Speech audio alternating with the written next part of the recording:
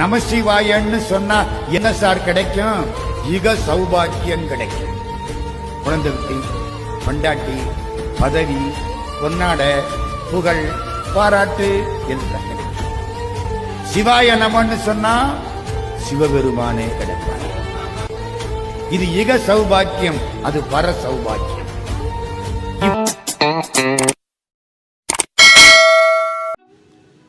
Hi மக்களே, welcome back to my channel. நான் உங்கள் டிடிஎஸ் சாய் பேசுகிறேன். மக்களே, தமிழ் டைட்டில் பார்த்துட்டு வந்திருப்பீங்க. ஆமாங்க, இன்றைக்கி நம்ம எங்கே வந்திருக்கோம்னா, தமிழ்நாட்டு வரலாற்றிலே மிகப்பெரிய ஒரு வரலாற்று சிறப்புமிக்க ஒரு சிவன் கோவிலுக்கு தான் மக்களே வந்திருக்கோம்.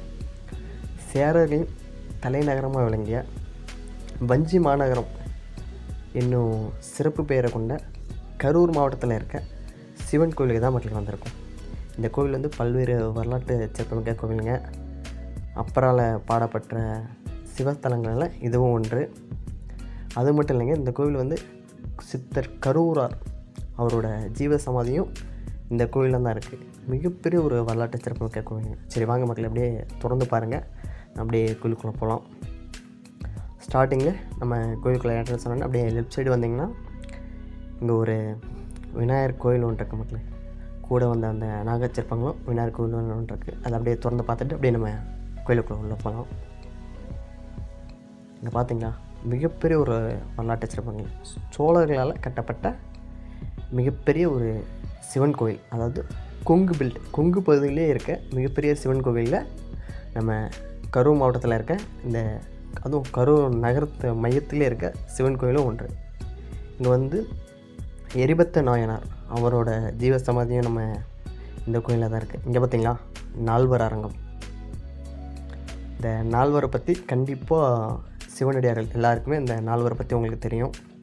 திருஞான சம்பந்தர், திருநாவுக்கரசர், சுந்தரர், மாணிக்கவாசகர், இவங்க தான் வந்து நால்வர்னு சொல்லுவாங்க. அப்படியே இந்த கோயிலெலாம் உங்களுக்கு சுற்றி காட்டுற பாருங்கள். அதுதான் முன்னாடி வந்து ராஜகோபுரம், இந்த கோயிலோட ராஜகோபுரம். நம்ம அப்படியே கோயிலுக்குள்ளே போவோம். அங்கே பாருங்கள், சிவமயம் கரூரார் சன்னதி செல்லும் வழி. இந்த கரூரார் சித்தர் சொல்லியிருந்தேன்ல, இந்த கோயிலை வந்து கட்டுறதுக்கு மூல காரணமாக அமைந்தவர் வந்து நம்ம கரூரார் சித்தர். நம்ம கரூருக்கு ஏன் கரூர் பேர் வந்ததுன்னா இவரோட பேரை தான் வச்சுருக்காங்க கரூர்னு. இதுக்கு முன்னாடி நம்ம கரூரை வந்து வஞ்சி மாநகரம் அப்படின்னு அழைச்சதாகவும் ஒரு வரலாறு இருக்குது. போகிற ஊரில் பாருங்கள் மக்களே, செம்மையாக நீட்டாக க்ளீன் பண்ணியிருக்காங்க. வேறு மாதிரி இருக்குது. அங்கங்கே கொஞ்சம் கொஞ்சம் பூச்செடி மரம்லாம் வச்சுருக்காங்க மக்களே, சூப்பராக இருக்குது. இங்கே பார்த்தீங்களா, இதுதான் அந்த நுழைவாயில், கரூரார் சித்தர் கோவிலோட நுழைவாயில். இங்கே தான் வந்து அவர் வந்து ஜீவ சமாதி அடைஞ்சார் அப்படிங்கிறது ஒரு வரலாற்று சிறப்புமிக்க விஷயம் மக்களே இந்த கோவிலில். சரி வாங்க, நம்ம வந்து சித்தர் கரூராரை வணங்கிட்டு அப்படியே நம்ம இந்த கோவிலை சுற்றி பார்த்துட்டு அப்படியே நம்ம உள்ளே போய் மூலவரை போய் தரிசனம் பண்ணலாம். வாங்க மக்களே, அப்படியே போவோம். இதுதான் மக்கள் இந்த கரூரார் சித்தர் ஜீவ சமாதி. உங்களுக்கு சித்தர் அப்படின்னாவே உங்களுக்கு தெரியும், அவங்களுக்கு வந்து மரணம் என்பதே கிடையாது மக்களே. அவங்க வந்து அவங்களோட ஜீவன் வந்து இன்றளவும் உயிரோட்டமாக இருக்கும். அவங்க உடலில் இருக்க உடலுக்கு மட்டும்தான் அழிவே தவிர உள்ளே இருக்க உயிர் வந்து அப்படியே தான் மக்களே இருக்கும். அவங்களுக்கு வந்து அழிவே கிடையாது. சிரஞ்சீவிகள்னு சொல்லுவாங்க பார்த்தீங்களா, அது மாதிரி. இவங்க சித்தர் கரூரை பற்றி அங்கே எழுதியிருக்காங்க. இங்கே வந்து இந்த பௌர்ணமி அமாவாசை இதெல்லாம் வந்து சிறப்பான விஷயம் போல். இங்கே பார்த்தீங்களா, ஒருத்தர் தியானம் பண்ணிகிட்ருக்காரு. நிறைய பேர் வந்து இந்த கோவிலுக்கு எதுக்கு வராங்கன்னா, ஒரு மன அமைதியை தேடி தான் மக்களே அந்த கரூரை சித்தரை தேடி வராங்க. குரு அருள் திருவருள். சரி, இதுக்கு மேலே வேண்டாம், நம்ம வீடியோ எடுத்தோம்னா உள்ள எல்லாத்துக்கும் டிஸ்டர்ப் ஆகிரும். சரி வாங்க, அப்படியே நம்ம திறந்து போவோம். உங்களுக்கு தெரியும், நம்ம நீங்கள் தமிழ்நாட்டில் எந்த கோயில் பண்ணாலும் அங்கே வந்து நிறையா வந்து விநாயகர் கோயில் வந்து நிறையா இருக்கும் மக்களே. இந்த கோவிலையும் நிறையா விநாயகர் சன்னதி இருக்குது. பார்த்தீங்களா, இங்கே ஒரு முனிவர் இருக்கார். இதுதான் மக்களே அந்த கரூரார் சித்தர் கோயிலோட கோபுரம். நம்ம அந்த வழியாக தான் வந்தோம். இங்கே ஒரு விநாயகர் கோவில் இருக்குது. ஒவ்வொரு விநாயகர் இருக்காங்களே, கன்னிமூல கணபதி, செல்வ விநாயகர், லட்சுமி விநாயகர் அப்படின்னு நிறையா விநாயகர் இருக்காங்க. நம்ம அப்படியே ஒவ்வொருத்தமாக தரிசனம் பண்ணிகிட்டே போவோம். இங்கே இருக்கிறவர் வந்து அகத்தியர்னு நினைக்கிறேன். இந்த சைடு இருக்கிறவர் வந்து பதஞ்சலி முனிவர். இங்கே பார்த்தீங்களா அந்த சித்தரோட உடம்பை பார்த்தீங்களா எப்படி இருக்குன்னு.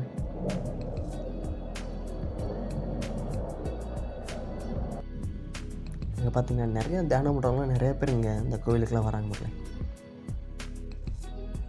எவ்வளோ மனமுருகி அந்த பதஞ்சலி முனிவரை வந்து தரிசனம் பண்ணுறாரு. இவரை நான் நோட் பண்ணிக்கிட்டே இருந்த மக்களே, எல்லா சித்தரையும் வந்து மனமுருகி வென்றாரு.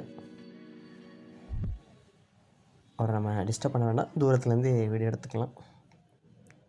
இந்த செடியெல்லாம் பாருங்களேன், செம்மையாக இருக்கு மக்களே. செம்ம நீட் அண்ட் க்ளீனாக வந்து மெயின்டைன் பண்ணிட்டு வராங்க. சூப்பராக இருக்குது. இதுதான் மக்களே இந்த அன்னதான கூடம். இங்கே வந்து வருடத்துக்கு 365 நாளும் அன்னதானம் நடக்கும். மதியம் ஒரு மணி 2 மணி வாக்கில் அன்னதானம் நடக்கும்னு நினைக்கிறேன். அப்படியே நம்ம கொஞ்சம் தூரம் கடந்து வந்தோம்னா இங்கே ஒரு சிறிய கோவில் மாதிரி ஒன்று இருக்குது. இருங்க, என்ன கோவில் கிட்ட போய் பார்த்துடலாம். விநாயகர் தான் மக்களே, நான் சொல்லியிருந்தில்ல அந்த லட்சுமி விநாயகர். அங்கே மேலே சரஸ்வதி, இந்த சைடு லட்சுமி, உள்ளே வந்து விநாயகர் பெருமான் இருக்கார். இந்த கோயிலை சுற்றியுமே ஃபுல்லாக விநாயகர் சிலை நிறையா இருக்குது மக்களே. நிறையா சன்னதி இருக்குது. அதுவும் வெவ்வேறு பேரால் வந்து அழைக்கப்படுறார். கன்னிமூல கணபதி, நிறைய விநாயகர், சித்தி விநாயகர், மோட்ச விநாயகர், அப்படியே நிறைய பேர் இருக்குது அவருக்கு. அப்படியே நம்ம கொஞ்சம் தூரம் முன்னாடி வந்தோம்னா அங்கே வந்து ராகு கேது சன்னதி கூட இருக்குது மக்களே. உங்களுக்கு நான் அதையும் காட்டுறேன் பாருங்கள். அந்த கம்பி வேலி மாதிரி போட்டிருக்காங்க பார்த்தீங்களா, அங்கே தான் அந்த ராகு கேது சன்னதி இருக்குது. உங்களுக்கு கேமராவில் தெரியுதா என்ன தெரியல, எனக்கு கிட்ட போய் காட்டுறேன்.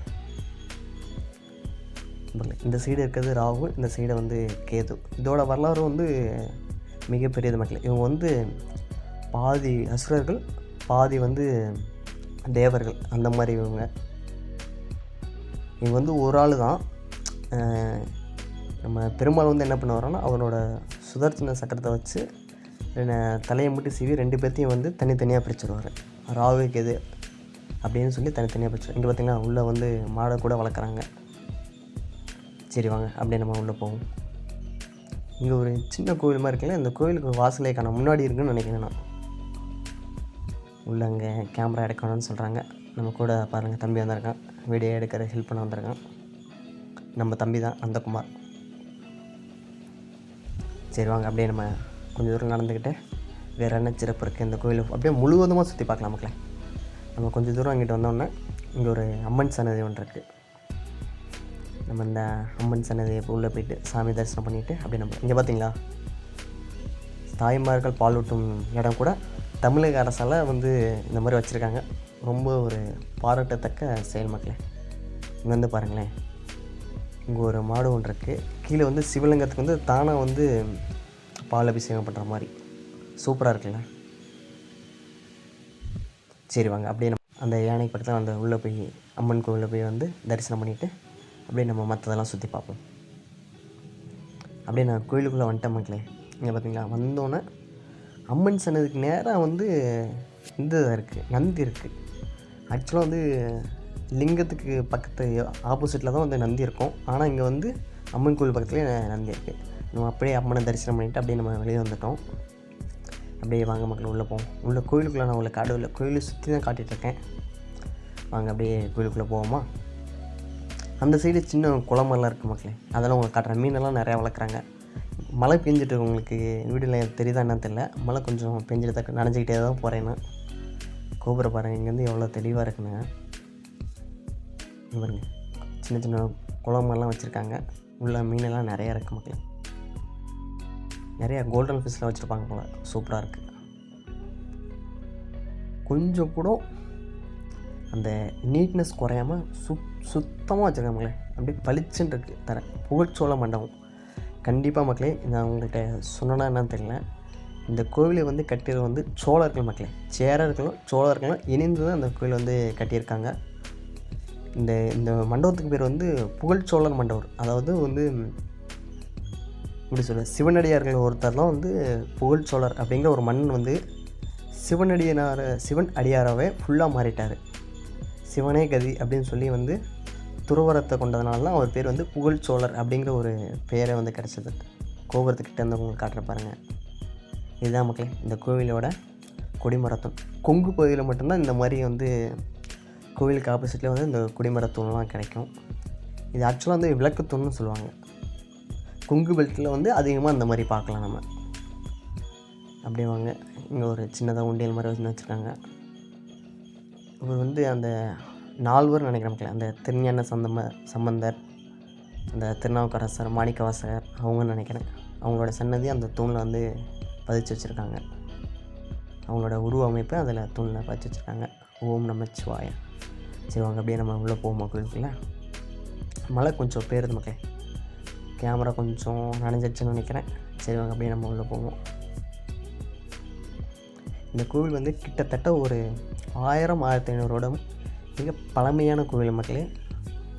கரூர் மாவட்டத்தில் மிகப்பெரிய ஒரு புகழ்பெற்ற கோவில்னால் நம்பர் 1 இடத்துல வந்து நம்ம இந்த கோவில் தான் இருக்குது. இதுக்கப்புறம் வந்து ஐயரமலை சிவன் கோவில் இருக்குது, அப்புறம் வந்து தாந்தோன்றமலை பெருமாள் கோவில் இருக்குது. அப்படியே நிறையா சிறப்பு இருக்குது மக்களே நம்ம கரூர் மாவட்டத்தில்.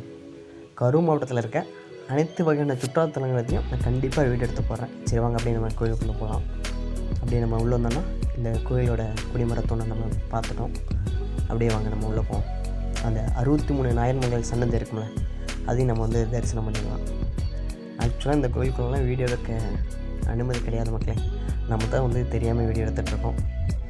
இந்த சைடு பாருங்களேன், இதில் தான் வந்து அந்த மூலவரும் உற்சவர் சிலையும் எடுத்துகிட்டு போவாங்கன்னு நினைக்கிறேன்.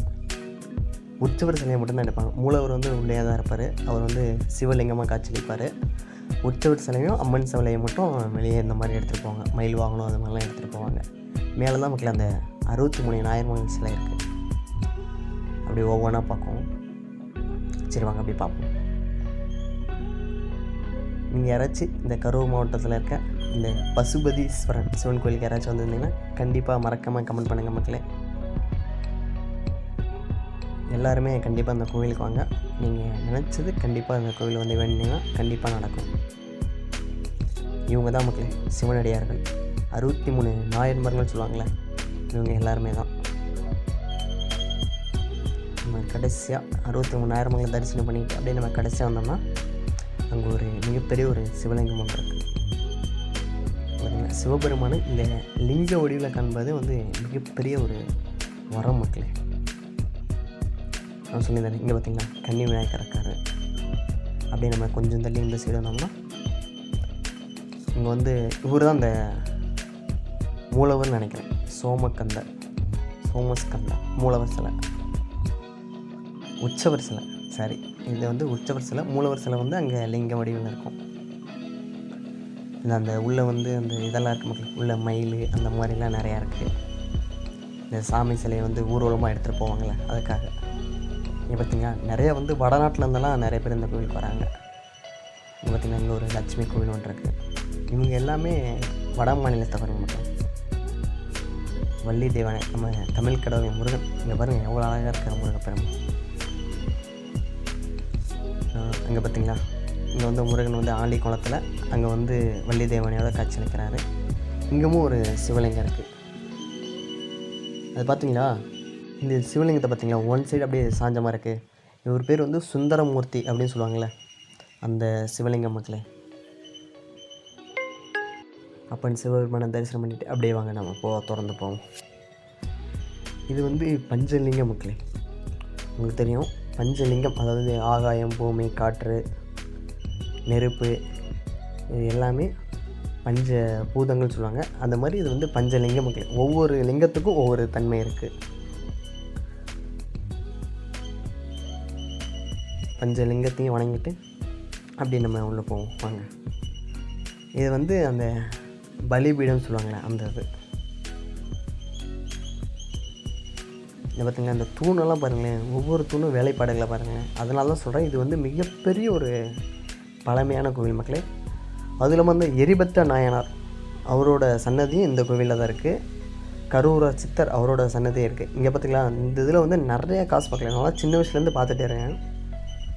இந்த கிணத்துல வந்து நிறைய பேர் வந்து வேண்டுதெல்லாம் என்னன்னு தெரியல, ஆனால் நிறைய பேர் வந்து உள்ளே காசு போடுவாங்க.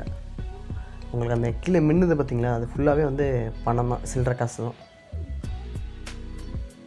அது வந்து சோழர் காலத்தில் பயன்படுத்த நாணயங்கள் கூட இந்த கிணத்துல நின்றளவும் உள்ளே இருக்குதான்னு வரலாற்று ஆய்வாளர்கள் சொல்கிறாங்க. இந்த கிணத்தை வந்து நம்ம தூர்வாரி அதில் எடுத்து ஆராய்ச்சி பண்ணோம்னா இந்த கோவிலோட அந்த ஆக்சுவலான வரலாறு என்னங்கிறத நம்ம ஈஸியாக கண்டுபிடிச்சிடலாம்.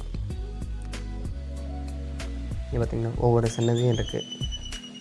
இங்கே வந்து சூரிய பகவான், நந்தி அப்படின்னு தனித்தனி சன்னதி இருக்கு மக்களே. சரி வாங்க நம்ம நந்தி பாட்டு வந்துடுவோமா. இது வந்து கொடிமரத்தும், இங்கே வந்து நந்தி பகவான் இருக்காருப்பாங்க. இதுக்கு எவுத்த மாதிரியே தான் சிவபெருமான் இருப்பார். பார்த்திங்களா எல்லா மக்களும் வந்து மனமுருகி சிவபெருமான்கிட்ட வேண்டிகிட்டு இருக்காங்க. இது வந்து நவகிரகம் மக்களே. எல்லா கோவிலையும் இருக்கும் நவகிரகம். நம்ம சிவன் கோவிலையும் நிறையா இருக்குது. இவர் தான் வந்து சந்திர பகவான். அந்த சைடு வந்து சூரிய பகவான் இருக்கார். நம்ம அதுக்கு மேலே வீடியோ எடுக்கலாமாங்க, ஏன்னா உள்ளே வந்து சிவலிங்கத்தை வந்து வீடியோ எடுக்க அனுமதி இல்லை. அதனால் நம்ம வெளியே வந்துட்டோம். இங்கே வந்து அந்த கல் தூண் சிற்பங்களை பாருங்களேன், எவ்வளோ நுணுக்கமாக வேலை செஞ்சுருக்காங்கண்ணே. அந்த கதவை மட்டும் பாருங்களேன், எப்படியும் ஒரு 20 அடி 25 அடி இருக்குன்னு நினைக்கிறேன்.